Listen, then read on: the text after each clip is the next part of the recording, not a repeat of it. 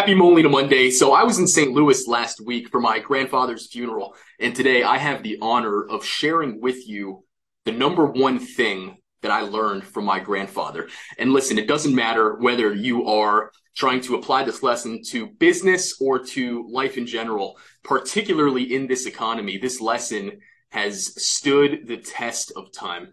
All right, so allow me to begin. In order to understand this very powerful lesson, I have to take you back to where my grandfather was born. And my grandfather was actually born in World War II.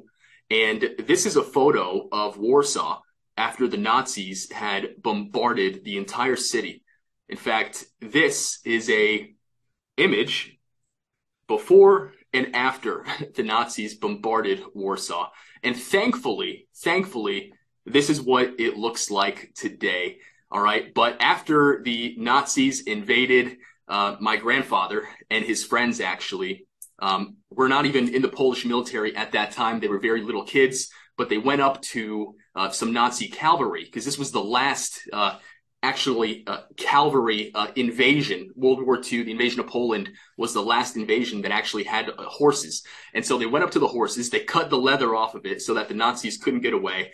And they brought it back home and they were like, hey, look, parents, we literally have all this leather from these like Nazi horses, and now they can't, run away, and the Nazis were in a more vulnerable position. And the family was like, listen, you could have gotten us killed. But, that's the kind of heart that my grandfather had. He was a very brave, patriotic man. And then the communists came in, all right?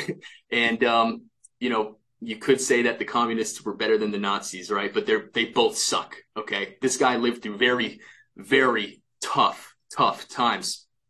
Nonetheless, my grandfather then came to the United States. He was actually put in jail in communist Poland for 2 years for listening to radio about freedom. Okay. But then he got his daughters to come to the U.S. He came to the U.S. And this is a guy that literally came here with just the clothes on his back with, about, I believe it was $10. Right. And with that, he worked for Overrenbacher because in Poland, he had a printing company. And he would distribute newspapers. He was a very self-made guy. And he landed a job with Overrenbacher, and he got a patent for the chemicals that actually created microwavable popcorn. And he ended up becoming a vice president of Orville Redenbacher. And one of the things that he did was for the employees, he would help them get mortgages. That way they could live close to the factory. And this guy had so much loyalty in the organization. He would help them by giving them his car until they could get a car loan. He would give them gifts to get a car loan as well. And he would really help these immigrants, a lot of them from Poland, thrive in the United States after just coming here with nothing. But this was a guy that came here and cleaned toilets at 4 a.m. up till, 9 p.m.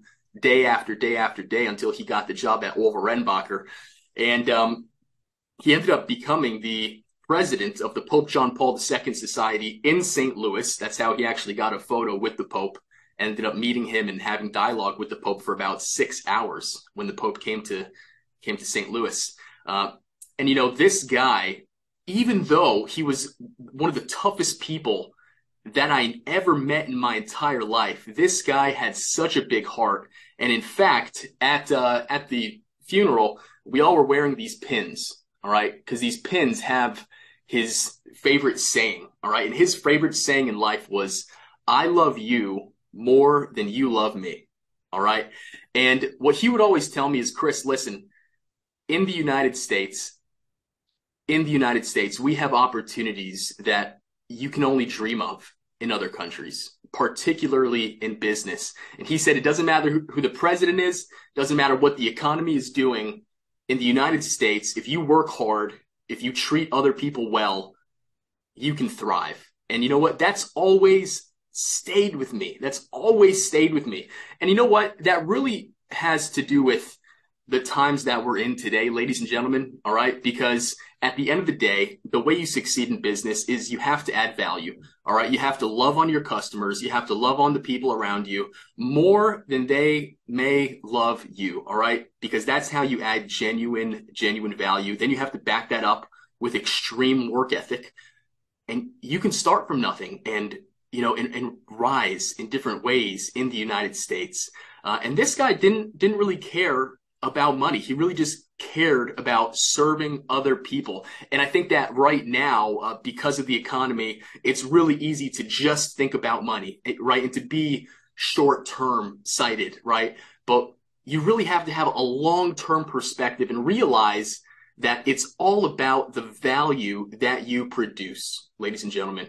All right. So the number one thing I learned from my grandfather is be tough. Don't take anything from anybody. All right. He could put people in their place very, very easily. All right. But at the same time, love people with extreme passion. He would cook for everybody. He would have 2 bottles at night as a warm up, and he lived to the age of 87. Then he would wake up at 5 a.m., make coffee for everybody. He had a smoker. He would make smoked salmon, smoked trout. There were so many priests that came to his funeral that literally said he made the best smoked salmon in the world. All right. And you had so many people that came and said, listen, if it wasn't for your grandfather, I wouldn't be where I am today, because he gave them access to their first mortgage, to their first car, and he really helped them get started in life. So I know this was rather long-winded, but my grandfather deserves it. So with that being said, ladies and gentlemen, I love you more than you love me. Make it a great day. I'll talk to you soon. Molina out.